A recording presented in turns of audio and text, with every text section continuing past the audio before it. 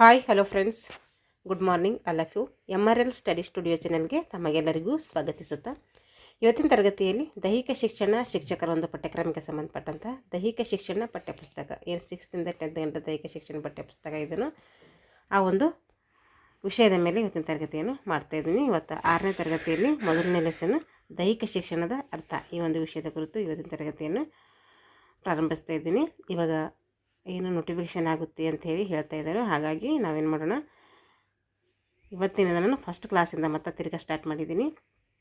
ಈ ಹಿಂದೆ ನಾನು 6th ಇಂದ 10th ಗಂಟೆ ದೈಹಿಕ ಶಿಕ್ಷಣ ಪಠ್ಯಪುಸ್ತಕ ಸಂಪೂರ್ಣವಾಗಿ ಅನಾಲಿಸಿಸ್ ಮಾಡಿದ್ದೀನಿ. ಇವಾಗ ಮೊದಲನೇದ ಎಲ್ಲ ತರಗತಿಗಳು ಫಸ್ಟಿನಿಂದ ಪ್ರಾರಂಭಿಸ್ತಾ ಇದ್ದೀನಿ. ದೈಹಿಕ ಶಿಕ್ಷಣದ ಪಠ್ಯಪುಸ್ತಕ ಆಗಿರ್ಬೋದು, ಹಾಗೆ ಗೇಮ್ಸು, ಅನಾಟೊಮಿ ಮತ್ತು ದೈಹಿಕ ಶಿಕ್ಷಣದ ಇತಿಹಾಸ, ಹೀಗೆ ಪ್ರತಿಯೊಂದು ವಿಷಯಗಳು ಕೂಡ ನಾನು ಮಾಡ್ತೀನಿ. ಇವತ್ತಿನಿಂದ ಫಸ್ಟ್ ಟಾಪಿಕಿಂದ ತಿರ್ಗಿ ಸ್ಟಾರ್ಟ್ ಮಾಡ್ತೀನಿ. ಅದು ಸಿಲೆಬಸ್ ವೈಸ್ ಆಗಿರ್ತೈತೆ. ಯಾರೆಲ್ಲ ದೈಹಿಕ ಶಿಕ್ಷಣ ಶಿಕ್ಷಕರ ಒಂದು ನೇಮಕಾತಿಗೆ ಪೂರ್ವ ಸಿದ್ಧತೆ ಮಾಡ್ಕೊಳ್ತಾ ಇದ್ದಾರೆ ಅವರು ಈ ತರಗತಿಯನ್ನು ಬಳಸ್ಕೊಳ್ಳಿ. ಈಗ ಪರಿವಿಡಿ ಏನಿದೆ ನೋಡಿರಿ, ಇಲ್ಲೊಂದು ಸರಿ 6th ಕ್ಲಾಸ್ದು ಪರಿವಿಡಿ. ಇದು ಇಲ್ಲಿ ದೈಹಿಕ ಶಿಕ್ಷಣದ ಅರ್ಥ ಇದೆ, ಪ್ರಾಕ್ಟಿಕಲ್ಲು. ದೈಹಿಕ ಶಿಕ್ಷಣದಲ್ಲಿ ಮತ್ತು ಕಬಡ್ಡಿ ಇದೆ, ಅದು ಥಿಯರಿ ಮತ್ತು ಪ್ರಾಕ್ಟಿಕಲ್ ಎರಡು ಇದೆ. ಖೋ ಖೋ ಇದೆ, ಥಿಯರಿ ಕೂಡ ಇದೆ, ಪ್ರಾಕ್ಟಿಕಲ್ ಕೂಡ ಇದೆ. ಹಾಗೆ ಯೋಗಾಸನದಲ್ಲಿ ಯೋಗ, ಪ್ರಾಣಾಯಾಮ, ಮುದ್ರೆಗಳು ಬರ್ತವೆ. ಆರೋಗ್ಯ ಶಿಕ್ಷಣದಲ್ಲಿ ವೈಯಕ್ತಿಕ ಆರೋಗ್ಯ, ತಾಳಬದ್ಧ ಚಟುವಟಿಕೆಗಳಲ್ಲಿ ಪದಕವಯತ್ತು, ರಾಷ್ಟ್ರೀಯ ಭಾವೈಕ್ಯತೆಯಲ್ಲಿ ರಾಷ್ಟ್ರಗೀತೆ ಮತ್ತು ಜೆಂಡಾ ಉಂಚ, ಧ್ವಜಗೀತೆ ಅಂತ ಕರಿತೀವಿ. ಇಷ್ಟು ಟಾಪಿಕ್ಗಳು ಈ ಒಂದು 6th ಕ್ಲಾಸ್ ಪಾರ್ಟ್ 1ನಲ್ಲಿದ್ದಾವೆ. ಇವಾಗ ದೈಹಿಕ ಶಿಕ್ಷಣ ಪಠ್ಯಪುಸ್ತಕ ಈ ವರ್ಷದಿಂದ ಇಲ್ಲ, ಏಕೆಂದರೆ ನಾವು ವೆಬ್ಸೈಟಲ್ಲಿ ಚೆಕ್ ಮಾಡಿದಾಗ ಅಲ್ಲಿ ದೈಹಿಕ ಶಿಕ್ಷಣ ಪಠ್ಯಪುಸ್ತಕ ತೋರಿಸ್ತಾ ಇಲ್ಲ, ಅಲ್ಲಿ ಮೌಲ್ಯ ಶಿಕ್ಷಣ ಅಷ್ಟೇ ತೋರಿಸ್ತಾ ಇದೆ. ಇದು 2025 ಮತ್ತು 26ರ ಒಂದು ಪಠ್ಯಪುಸ್ತಕ ಆಗಿರ್ತೈತೆ. ಇದು ನಮ್ಮ ಎಕ್ಸಾಮ್ಗಳಿಗೆ ಈ ಪುಸ್ತಕಗಳು ವೆರಿ ಇಂಪಾರ್ಟೆಂಟ್ ಆಗಿರ್ತವೆ. ಹಾಗಾಗಿ ನಾವು ಒಂದೊಂದು ಸರಿ ಎಲ್ಲ ಅನಾಲಿಸಿಸ್ ಮಾಡ್ಕೋಬೇಕು. ನಿಮ್ಮಲ್ಲಿ ಬುಕ್ಸ್ ಇದ್ದರೆ ನೀವು ಕೂಡ ಓದ್ಕೊಂಡು ಪಾಯಿಂಟ್ಸ್ ಮಾಡ್ಕೊಳ್ಳಿ. ದೈಹಿಕ ಶಿಕ್ಷಣದ ಅರ್ಥ ನೋಡಿರಿ. ಈ ಒಂದು ಲೆಸನಲ್ಲಿ ನಾವು ಏನೇನು ತಿಳ್ಕೊತೀವಿ ಅಂತಂದರೆ, ದೈಹಿಕ ಶಿಕ್ಷಣದ ಅರ್ಥ ತಿಳ್ಕೊತೀವಿ, ದೈಹಿಕ ಶಿಕ್ಷಣದ ವ್ಯಾಖ್ಯೆ, ಒಂದು ಟಾಪಿಕ್ಗಳ ಕುರಿತು, ಅಂದರೆ 2 ಉಪವಿಭಾಗ ಸಬ್ ಟಾಪಿಕ್ ಕುರಿತು ಏನು ಮಾಡ್ತೀವಿ ನಾವು ತಿಳ್ಕೊತೀವಿ. ಈಗ ದೈಹಿಕ ಶಿಕ್ಷಣ ಅಂದರೆ ಏನಂದರೆ, ದೈಹಿಕ ಶಿಕ್ಷಣ ಒಂದು ಸಾಮಾನ್ಯ ಶಿಕ್ಷಣದ ಅವಿಭಾಜ್ಯ ಅಂಗವಾಗಿದೆ. ದೈಹಿಕ ಶಿಕ್ಷಣ ಏನಾಗಿದೆ ಅಂದರೆ, ಸಾಮಾನ್ಯ ಶಿಕ್ಷಣ ಏನು ಬರುತ್ತೋ ಆ ಒಂದು ಸಾಮಾನ್ಯ ಶಿಕ್ಷಣದ ಅವಿಭಾಜ್ಯ ಅಂಗ ದೈಹಿಕ ಶಿಕ್ಷಣವಾಗಿದೆ. ಸಾಮಾನ್ಯ ಶಿಕ್ಷಣವು ತಾತ್ವಿಕ ಚಟುವಟಿಕೆಗಳನ್ನು ವಿಷಯಗೊಂಡಿದೆ. ಸಾಮಾನ್ಯ ಶಿಕ್ಷಣ ಏನು ಮಾಡ್ತೈತೆ, ತಾತ್ವಿಕ ವಿಷಯಗಳನ್ನು ಅದು ಅಧ್ಯಯನ ಮಾಡಿದರೆ, ದೈಹಿಕ ಶಿಕ್ಷಣ ಏನು ಮಾಡುತ್ತೆ, ಚಟುವಟಿಕೆ ಎಂಬ ತತ್ವವನ್ನು ಒಳಗೊಂಡಿದೆ. ಸಾಮಾನ್ಯ ಶಿಕ್ಷಣವು ತಾತ್ವಿಕ ಚಟುವಟಿಕೆ ವಿಷಯಗಳನ್ನು ಒಳಗೊಂಡಿದ್ದರೆ, ದೈಹಿಕ ಶಿಕ್ಷಣ ಏನು ಒಳಗೊಂಡಿದೆ ಅಂದರೆ ಚಟುವಟಿಕೆ ಎಂಬ ತತ್ವವನ್ನು ಹೊಂದಿದೆ. ದೈಹಿಕ ಚಟುವಟಿಕೆಗಳಿಂದ ಮಕ್ಕಳ ಮಾನಸಿಕ, ಶಾರೀರಿಕ, ಭಾವನಾತ್ಮಕ ಗುಣಗಳ ಅರ್ಥದಲ್ಲಿ ಬೆಳವಣಿಗೆ ಆಗ್ತವೆ. ಇಲ್ಲಿ ವ್ಯಾಖ್ಯೆಗಳು ಕೊಟ್ಟಿದ್ದಾರೆ ನೋಡ್ರಿ. ವ್ಯಕ್ತಿಯ ಒಂದು ಶರೀರದ ಬೇರೆ ಬೇರೆ ಅವಯವಗಳಿಗೆ ದೈಹಿಕ ಚಟುವಟಿಕೆಗಳ ಮುಖಾಂತರ ತರಬೇತಿ ಏನು ಪಡ್ಕೊಳ್ತಾನಲ್ಲ ಅದಕ್ಕೆ ಕರಿತೀವಿ ದೈಹಿಕ ಶಿಕ್ಷಣ ಅಂತ ಕರಿತೀವಿ. ವ್ಯಕ್ತಿಯ ಶರೀರದ ಮೇಲೆ ಬೇರೆ ಬೇರೆ ಅವಯವಗಳಿಗೆ ದೈಹಿಕ ಚಟುವಟಿಕೆಗಳ ಮುಖಾಂತರ ತರಬೇತಿ ಕೊಡುವುದಕ್ಕೆ ನಾವು ದೈಹಿಕ ಶಿಕ್ಷಣ ಅಂತ ಕರಿತೀವಿ. ಅಂದರೆ ವ್ಯಕ್ತಿಯ ಶರೀರದ ಬೇರೆ ಬೇರೆ ರೂಪಗಳಿರ್ತವೆ, ಒಬ್ಬೊಬ್ಬರದೊಂದು ಶರೀರ ಇರ್ತೈತೆ. ಆ ರೀತಿ ಶರೀರಕ್ಕೆ ಅನುಗುಣವಾಗಿ ಸೂಕ್ತ ರೀತಿಯಲ್ಲಿ ದೈಹಿಕ ಶಿಕ್ಷಣಕ್ಕೆ ಸಂಬಂಧಪಟ್ಟಂತಹ ಚಟುವಟಿಕೆಗಳು ಅಥವಾ ದೈಹಿಕ ಒಂದು ಚಟುವಟಿಕೆಗಳು ಮಾಡಿಸ್ತೀವಲ್ಲ ಅದಕ್ಕೆ ನಂತೀವಿ ನಾವು ದೈಹಿಕ ಶಿಕ್ಷಣ ಅಂತೇಳಿ ಕರಿತೀವಿ. ಇದು ಸಾಮಾನ್ಯವಾಗಿ. ಇವಾಗ ಪರ್ಟಿಕ್ಯುಲರಾಗಿ ಏನು ಹೇಳಿದ್ದಾರೆ ಮಾರ್ಷಲ್ ಅವರು ಅಂತ ನೋಡ್ರಿ. ವ್ಯಕ್ತಿಯ ಚಲನೆಯಿಂದ ಬಂದಂತಹ ಅನುಭವದ ಮೊತ್ತಕ್ಕೆ ಏನಂತೀವಿ ನಾವು ದೈಹಿಕ ಶಿಕ್ಷಣ ಅಂತೇಳಿ ಕರಿತೀವಿ. ಇಂಪಾರ್ಟೆಂಟ್ ಇವ್ರದ್ದು ನೇಮ್ಸ್ ಕಟ್ಬಿಟ್ಟು ಕೇಳ್ತಾರೆ, ಇದು ಯಾರ ವ್ಯಾಖ್ಯೆ ಅಂತೇಳಿ ನೆನ್ಪಿಟ್ಕೋಬೇಕು. 2 ವ್ಯಾಖ್ಯೆ ಇದೆ ಇಲ್ಲಿ ಗೌರ್ಮೆಂಟ್ ಟೆಕ್ಸ್ಟ್ ಬುಕ್ಕಲ್ಲಿ.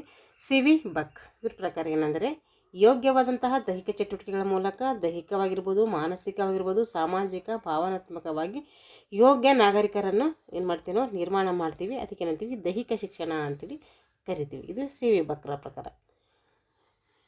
ಶರೀರ ಮಾಧ್ಯಮ ಖಲು ಧರ್ಮ ಸಾಧನಂ, ಈ ಒಂದು ಕೊಟೇಶನ್ಗಳು ನೋಡ್ಬೇಕು, ನಾವು ನೆನ್ಪಿಟ್ಕೊಳ್ಬೇಕು. ಇವಾಗ ನೋಡಿರಿ, ದೈಹಿಕ ಶಿಕ್ಷಣದ ಮೂಲಕ ವಿದ್ಯಾರ್ಥಿಯ ಎಲ್ಲ ಒಂದು ಅವಯವಗಳಿಗೆ ವ್ಯಾಯಾಮವನ್ನು ನೀಡಿ, ದೈಹಿಕ ಶಿಕ್ಷಣದ ಮೂಲಕ ವಿದ್ಯಾರ್ಥಿಗಳ ಪ್ರತಿಯೊಂದು ಭಾಗಕ್ಕೆ ಅಂದರೆ ಎಲ್ಲ ಅವಯವಗಳಿಗೆ ವ್ಯಾಯಾಮವನ್ನು ನೀಡಿ ಅವನನ್ನು ಏನು ಮಾಡ್ತೀವಿ ನಾವು ಸದೃಢವಾಗಿ ಮಾಡ್ತೀವಿ. ಜೊತೆಗೆ ಅನೇಕ ಆಟಗಳ ಮೂಲಕ ಏನು ಮಾಡ್ತೀವಿ, ಅವನಿಗೆ ಸಂತೋಷವನ್ನು ನೀಡಿ ನಾಯಕತ್ವದ ಗುಣಗಳನ್ನು ಬೆಳೆಸ್ತೀವಿ. ಆ ನಾಯಕತ್ವದ ಗುಣಗಳು ಏನೇನು ಬೆಳೆಸ್ತೀವಿ ಅಂದರೆ, ಧೈರ್ಯ ಬೆಳೆಸ್ತೀವಿ, ಕ್ರೀಡಾ ಮನೋಭಾವನೆ ಬೆಳೆಸ್ತೀವಿ, ಸಹಕಾರ ಮನೋಭಾವ ಬೆಳೆಸ್ತೀವಿ, ದೇಶದ ಒಂದು ಉತ್ತಮ ಪ್ರಜೆಯನ್ನು ಆಗಲು ಅದನ್ನು ನಿರ್ಮಾಣ ಮಾಡಲು ದೈಹಿಕ ಶಿಕ್ಷಣ ಏನಾಗ್ತೈತೆ ಸಹಾಯ ಮಾಡ್ತೈತೆ. ದೈಹಿಕ ಶಿಕ್ಷಣದ ಮೂಲಕ ಶಾಲೆಯ ಪ್ರತಿಯೊಂದು ಮಗುವಿಗೂ ಏನು ಮಾಡ್ತೀವಿ ನಾವು ದೈಹಿಕ ಚಟುವಟಿಕೆಗಳನ್ನು ಮಾಡಿಸಿ ಆರೋಗ್ಯಯುತ ಪರಿಸರವನ್ನು ನಿರ್ಮಾಣ ಮಾಡುವುದಕ್ಕೆ ದೈಹಿಕ ಶಿಕ್ಷಣ ಏನಾಗಿದೆ ಪ್ರಮುಖ ಗುರಿ ಅನ್ನೋದು ಹೊಂದಿದೆ. ದೈಹಿಕ ಶಿಕ್ಷಣದ ಪ್ರಮುಖ ಶಾಲೆಯ ಪ್ರತಿಯೊಂದು ಮಗುವಿಗೂ ದೈಹಿಕ ಶಿಕ್ಷಣದ ಮೂಲಕ ದೈಹಿಕ ಶಿಕ್ಷಣದ ಮೂಲಕ ಶಾಲೆಯ ಪ್ರತಿಯೊಂದು ಮಗುವಿಗೂ ಒಂದು ಶಾಲೆ ಇದೆ ಅಂದರೆ ಶಾಲೆಯಲ್ಲಿರುವಂತಹ ಪ್ರತಿಯೊಂದು ಮಗುವಿಗೂ ದೈಹಿಕ ಚಟುವಟಿಕೆಗಳನ್ನು ಮಾಡಿಸಬೇಕು, ಆರೋಗ್ಯಯುತ ಪರಿಸರ ನಿರ್ಮಾಣ ಮಾಡಬೇಕು ಅನ್ನೋದು ಇದರ ಉದ್ದೇಶ ಅಂದರೆ ದೈಹಿಕ ಶಿಕ್ಷಣದ ಉದ್ದೇಶ ಆಗಿದೆ. ಇದರಿಂದ ವ್ಯಕ್ತಿಯ ದೈಹಿಕ, ಮಾನಸಿಕ ಮತ್ತು ಭಾವನಾತ್ಮಕ ಅಥವಾ ಸಾಮಾಜಿಕ ಆಯಾಮಗಳೇನಾಗ್ತವೆ ಅಭಿವೃದ್ಧಿ ಆಗ್ತವೆ. ದೈಹಿಕ ಶಿಕ್ಷಣದಲ್ಲಿ ಒಳಗೊಂಡಿರುವ ಕ್ರೀಡೆಗಳು, ಆಟಗಳು, ಇತರೆ ದೈಹಿಕ ಚಟುವಟಿಕೆಗಳಿಂದ ವ್ಯಕ್ತಿಯ ವ್ಯಕ್ತಿತ್ವ ಏನಾಗ್ತೈತೆ ಅಭಿವೃದ್ಧಿಪಡಿಸಲು ಸಹಾಯಕ ಆಗ್ತದೆ. ದೈಹಿಕ ಶಿಕ್ಷಣ ಒಳಗೊಂಡಿರುವಂತಹ ಕ್ರೀಡೆಗಳಾಗಿರ್ಬೋದು, ಆಟಗಳಾಗಿರ್ಬೋದು, ದೈಹಿಕ ಚಟುವಟಿಕೆಗಳಿಂದ ವ್ಯಕ್ತಿಯ ಒಂದು ವ್ಯಕ್ತಿತ್ವ ಏನಾಗ್ತೈತೆ ಅಭಿವೃದ್ಧಿ ಆಗ್ತೈತೆ.